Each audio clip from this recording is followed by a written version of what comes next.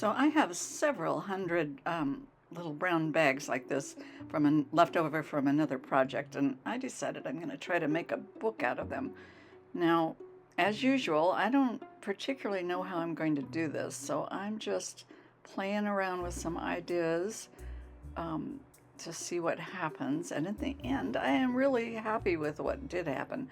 So right now, I'm just using some double-sided tape, and I'm going to put the uh, paper bags together that way.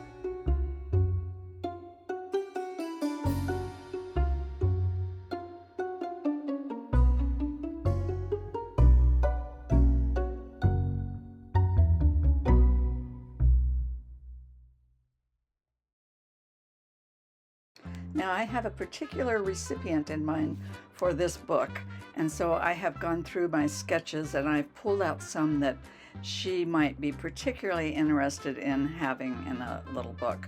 And some of it is drawings of things that she has made for me, or memories that we shared. And I'm going to spray glue these onto the main pages of the paper bags.